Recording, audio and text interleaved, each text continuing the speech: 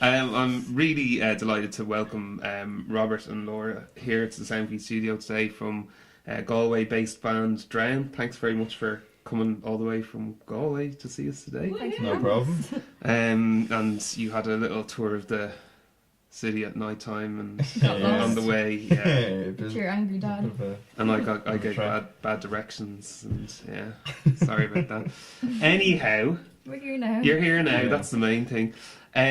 I suppose I'll just start off. You guys kind of pretty much formed early last year and started writing music, or you'd been writing music already, but you got your self-titled debut EP out pretty quickly in August. How did everything lead up to that kind of release, and did it feel like a short space of time?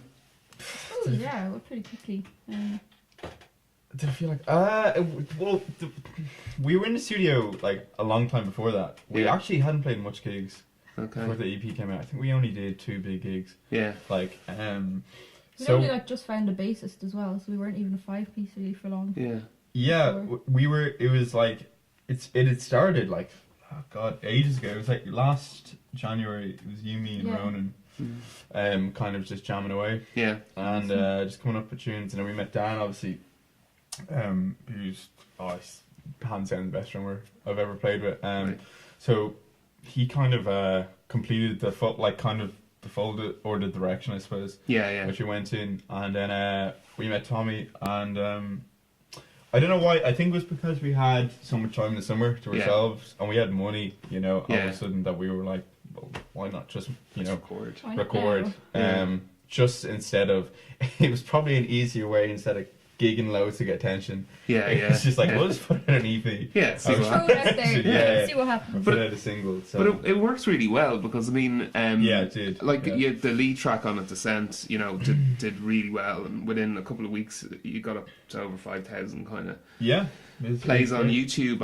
And also, you got great kind of support and coverage, like, from music websites like we mentioned earlier, the Thin Air, Overblown as well. Gave you good coverage, and then you also got then in September, Hot Press kind of gave you a rising act to watch. Shout out as well. Like that all. It seems to me from the outside that you guys, like you said, you didn't have to kind of push it too much. That the music kind of took over that kind of side of things, and it just kind of happened because the EP was, in my opinion, so good. It was great, yeah. It was kind of weird at the time, like, do you know what I mean? Because I don't know, we didn't really think about it that much. I don't think anyone really does anyway. But we just kind of it just happened.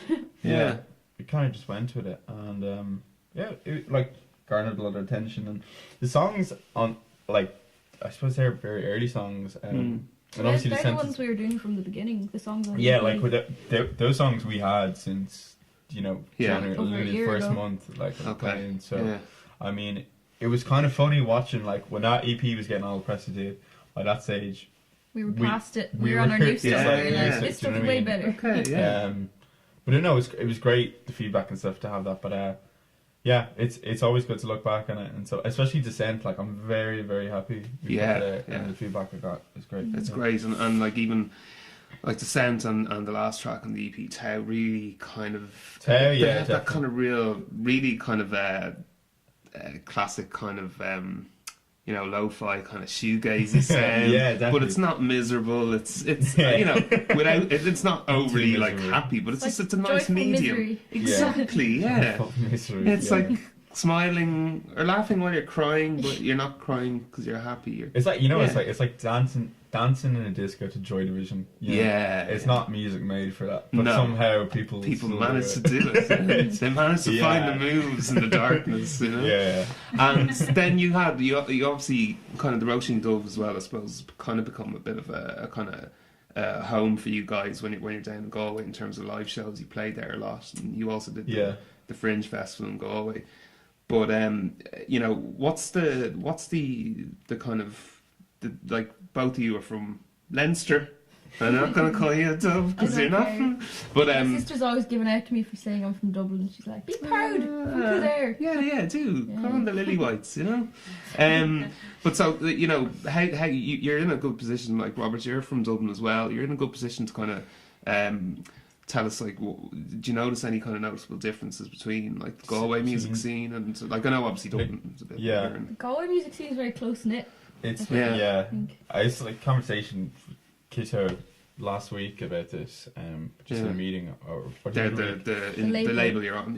Yeah, well, it's a label. It's a small indie in Galway, but it's more of a collective, really. Yeah. But it was just talking about how, I mean, like, I don't know, it's a difference in people always go on about like regional scenes in Ireland, but Ireland's such a small place, really. Anyway, there's not there's no such thing as a Cork scene or a Galway scene. It's more just like everyone looks to Dublin as the place to go, and you have to gig in Dublin. Like you have to gig because that's, you know, where the industry kind of in Ireland is based. But at the same time, like as I was saying earlier to you, like if you get very comfortable in the spot, you tend to never leave. Like as Galway, but you know, I'm sure it's the same with Belfast and Cork as well. Yeah. The only difference I kind of notice majorly is, or any significance would be, maybe, the close-knit nature. Like how kind of, you'll see a lot of bands. People in like Galway bands know each other. Yeah, and they kind of swap. Like if someone can't like you know, make it to a gig one night, another member of a band will kind of step in. Do you guys have an app for that, or the drummer needed in Monroe's? But it's good. I mean, it's good for that sense, and it's really it's like a strong foundation. But at the same time, like, you know, you want to branch out from that. I'm always wary of kind of being stuck or being kind of noticed as that's a Galway band. Yeah. You know what I mean? I don't think there's only one member from Galway in the band. The rest of us are from Leinster. Yeah. Well, you mean Ronan anyway. East side. Well, Mark as well, Okay. East Coast, And listen, when is there a particular band, ask both of you, that who when they're playing in Galway, like a Galway band, you're like, I want to go and see them every time they play? Particular band, they're not a Galway band per se, but Tua. Oh yeah. Yeah, so Rob. We're actually playing a gig with them soon. We're supporting them. Yeah. They have a release coming out, don't they? Yeah. It's for a launch they're doing for a new single. I think it's in May 2nd, I think. Yeah, cool. But yeah, they're great. Like, I mean, like Rob used to be based, I suppose, in Galway, but he'd be gigging a lot, obviously, because Donegal is the arse end of nowhere. Yeah, it's far. So Tua is great. I love Tua because they're kind of a band that are kind of doing something different. Do you know what I mean? That's so cliche, but experiment. Cliche away. Yeah, but you know, they're not afraid, I suppose, to experiments and stuff. And great band. Good one to check out.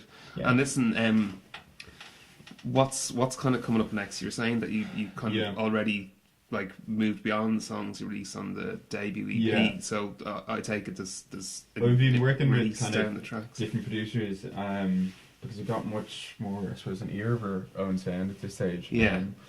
So we've kind of spent like as I was saying like earlier, like the last month or so, kind of bit of a down period for the band. Yeah. So I've kind of just been holed away, just writing music. And we've been kind of testing it out and stuff and recording bits, so demoing. So we're due to go in recording at the end of this month. Okay. And then we're kind of doing a few gigs over the next 2 months to just kind of practice the material. You know what I mean? See how it goes. People boo us off stage or not. Exactly. So I think we're doing a gig on the 12th this month with Bob Skeleton. Okay, in the Roisin. Then we're doing a gig in Belfast with Olympus Mons on June the 2nd, I think. And then they're coming back to Galway for a return gig. And then we're doing Kitog is putting out a compilation CD. Yeah. So the first new track we'll probably put out will be on that CD. Maybe Descent? No. We'll get a new one before.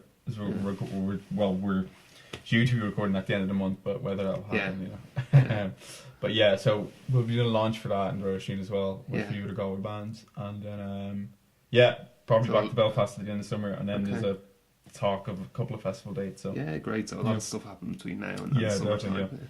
And when all this comes out, people will find you on Facebook and Bandcamp and Facebook, Bandcamp, Twitter, yeah. Which has been inactive for a while, but how much abuse? It's usually drown the band, isn't it? Is it? Which isn't a very nice thing to do. But I don't know. I just don't know what it is. That's terrible. Yeah, well, you know, don't care. You'll find this. You'll find it when it happens. You'll know it. But we'd be.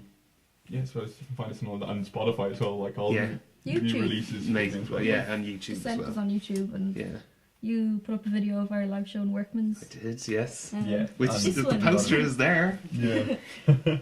Blew me cotton socks off that night. You did. Yeah, that was a good night. Excellent live performance. Really, really good. Well, Robert and Laura, thanks so much for coming in to us. It's been a pleasure. Thanks, man. Thanks so much. For having us. Thanks a million.